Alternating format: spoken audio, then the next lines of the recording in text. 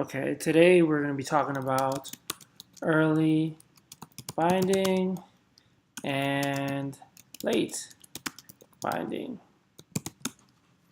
Um, Basically, there's a whole myriad of other concepts that need to be explained before this object itself, this concept itself could be explained. Um, we're going to go over translation units, object files, compiler, and the actual compilation process of a C++ program, with the ultimate goal of, finally, defining what early and late binding is. Because once you have all those concepts, the concept of early and late binding is a lot easier to understand. A good place to start, I guess, would be to go over the things we discussed in the last video. So in the last video, we discussed identifiers,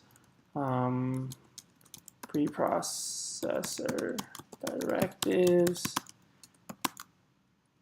What were the other things? I guess literal and the translation unit. That's actually important. Translation units. So remember that identifier was exactly what it sounded like. Identifier is basically the name used to identify a variable or function, whatever. The preprocessor directives were anything that had, the hash sign. So anything that would have this guy right here, this hash sign, pound, and then it could have something after it like include or define or whatever. That's the preprocessor directives. And then literal in computer science is defined as a notation representing a fixed value in source code. So it could be a string that's 6 values. That's a fixed value. And most importantly is probably the translation unit. The translation unit, if you remember, it consists of a single source file plus all of the contents of the header, directly or indirectly included by it, minus what's ignored by the conditional preprocessing statements.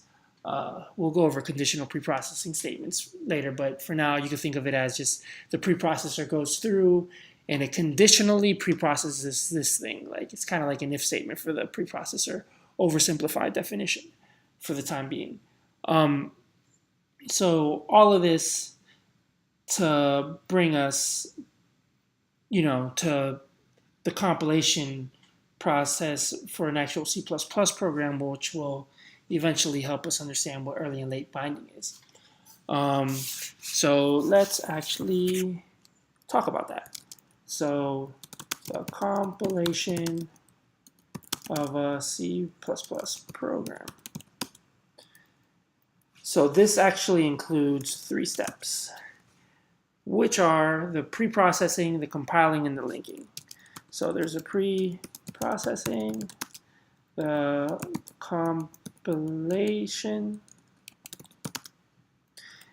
and the linking. So these are the 3 basic steps that happen before a C++ program can turn into an executable. And within all this, there's the compiler, the linker, and the preprocessor. Right? These are the 3 things that make everything run. So let's explain the 3. So the preprocessor, we already have a little bit of a handle on. It basically goes through and takes a C++ source code and deals with, the preprocessor directives. Remember, the pound includes and everything else. And the output step is a pure C++ file without any preprocessor directives. So now to tie a couple vocabulary words together, preprocessor and the translation unit. So when I say that the preprocessor takes the C++ source code and it outputs a pure C++ file, what I mean is specifically it takes a translation unit. So translation unit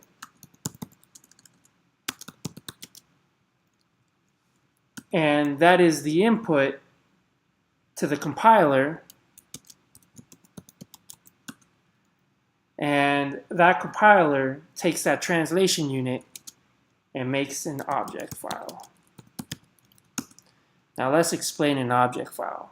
Remember, we're on a step of the compilation of C++ program. We're on compilation. We're from preprocessing, compiling to linking. Right now we're on kind of between preprocessing and compilation. So an object file. So an object file is basically the machine code. Let me explain what that is.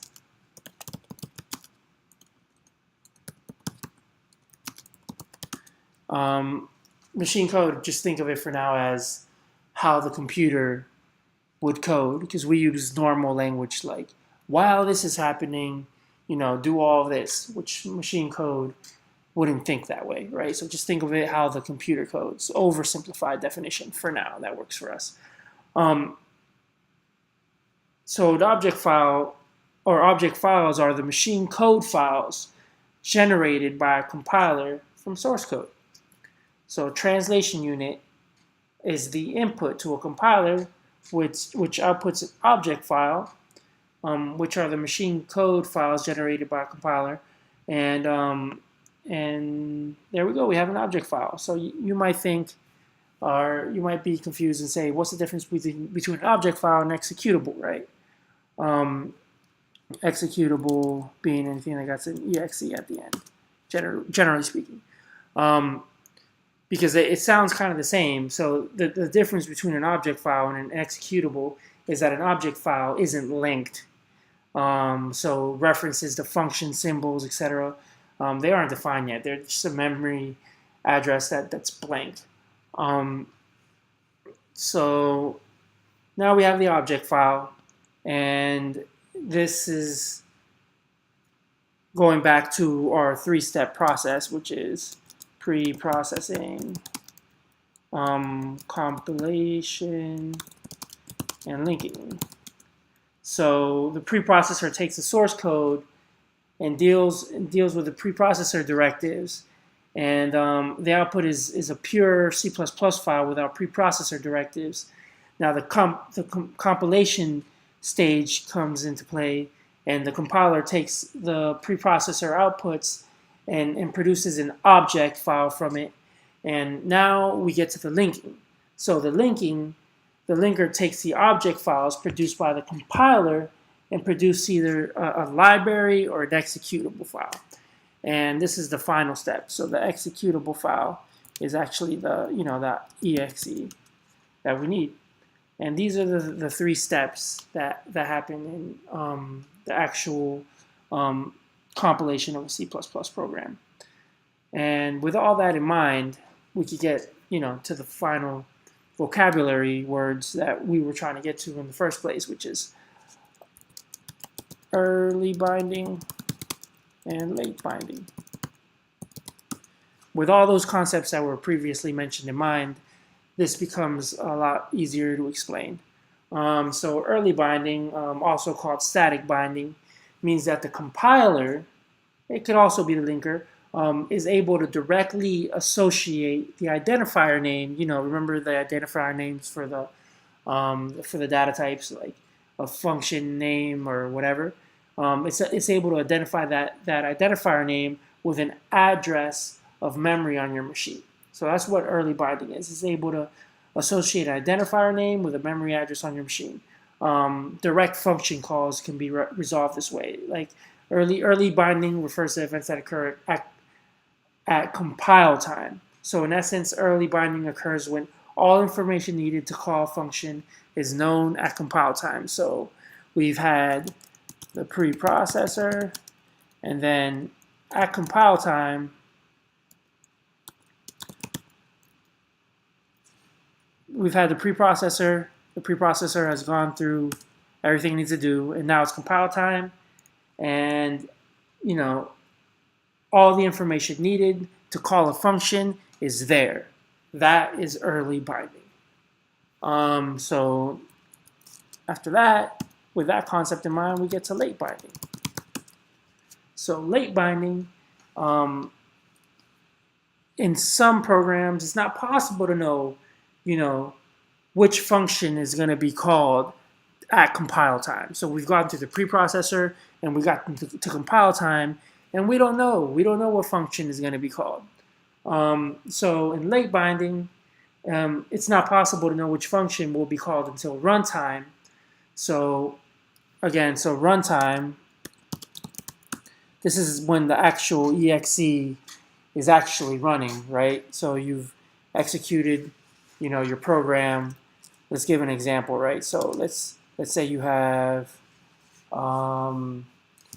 choose dog.exe, and you run this file, and this file chooses which dog is going to get a treat today. So this is actually gone through the preprocessor, the compiling, and the linking, and now it's created an executable, and you run the executable, right? And in the terminal, an executable could have like a parameter, right? So let's say you would run it like this: choose dog, right? And that would be the actual executable that you're running, and you might give it a parameter, we call it, which is extra input that you give the command line.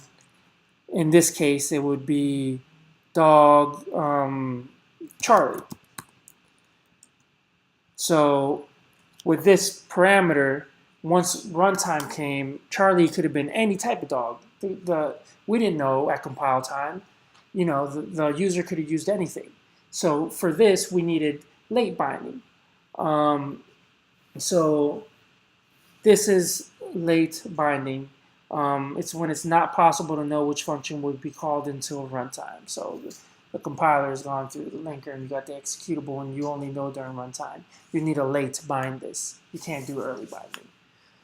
I believe that covers all our concepts for now. I'll see you next time.